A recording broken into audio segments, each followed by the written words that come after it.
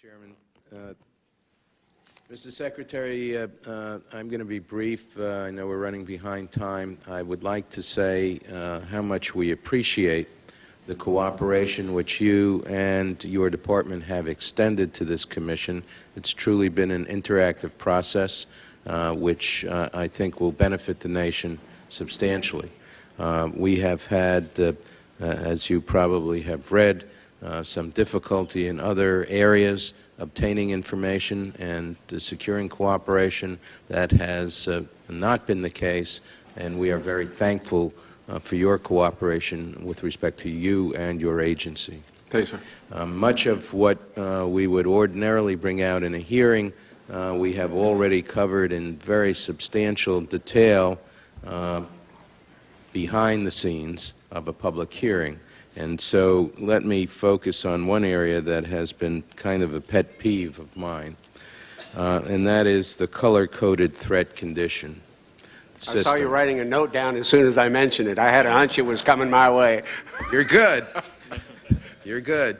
You know, I grew up when we had nuclear drills where kids in grade schools were told to duck under their desks to protect themselves against nuclear attack. And that was flat out stupid. And I think it did traumatize a certain number of young people in this country about something against which they had no ability to protect themselves. With respect to the color-coded system, while I won't go to that extreme in characterizing it, it seems to me that at this point, having gone through the educational process of alerting people to things they ought to think about and do in the event of a catastrophe that affects them directly in their areas, it seems to me now a matter of total CYA for there to be elevated threat levels unless there's something people can do about it. Obviously, the information going to the hands of state and local law enforcement and other agencies whose function it is to protect the localities makes a lot of sense to the extent we can direct that information and go to a higher alert. But putting the whole nation on that kind of an alert, causing people in Moline and Peoria to put their fire departments and police on overtime seems to me not to make any sense, nor does it make sense to stir up the American public in such a fashion. It's either going to be ignored in some quarters and in other quarters it's going to cause unnecessary stress. So I'd like your comment on it.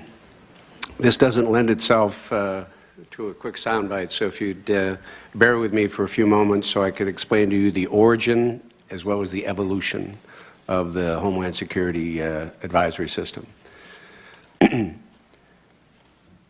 We first of all took a look at a way to just tell America, based on information that we had received, that a group of the President's advisors, i.e.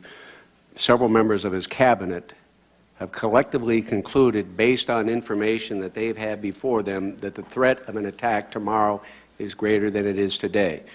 We started the system before we actually had the Department of Homeland Security, and that's why I think it's the story about its evolution is very important. Before we had the system, it was either General Ashcroft, Bob Mueller, or myself, or collective, we would go out and tell America, well, be alert, be aware, and then retire back to our offices and do what we're supposed to do every day. And that was just totally inadequate. We took a look at what the State Department does based on threat information. We took a look at what the Department of Defense does. They all have a system of alert, of awareness, that accompanies additional security measures. We took a look at that system. We talked to first responders. We talked to mayors. We talked to a lot of people around the country who wanted a notification system, but also wanted to have built into that system, not only tell us the threats more, but tell us what you want us to do because of the heightened level of threat. So initially, before we had the department, the alert was really based on threat. It has now evolved and matured into a threat risk system because since we've developed the department, we are layering in protective measures that mean the likelihood of us over time going up will be less rather than more, because the threat is less because we've added more security. Let me give you an example. This is a federal system. Every federal agency knows that when we elevate or reduce the threat level, they are to either increase or decrease certain security measures. States have adopted it. Local communities have adopted it. We're working with a lot of people in the private sector to adopt it. So if we were to go up in the future, we say to the general public, there's a consensus among the Secretary of Defense, the FBI Director, the Attorney General, and several others in the Homeland Security group. The consensus is that the threat tomorrow is greater than it is today, but it's also a signal, just like a traffic light. It's a signal to the states and to the locals and the private sector. You know, the enhancements we've worked on, you got to bump them up. Two, during the past year, because we've been able to develop the communication system with our state and locals in the private sector, they now have more information at their disposal about how terrorists act and their modes of attack, and we've made specific recommendations for them to do certain things to prepare for that kind of attack. We have begun not to make announcements nationally, but surgically to tailor information to certain venues. Most recent example is when we did go nationally over the holiday season, we went to Orange. We came back down to the elevated level, but we went back to certain communities and said within those communities, you keep your security at a certain level and for a certain additional period of time. Long explanation for a very complicated process. It's an evolutionary process. We are getting more sustained security across the board.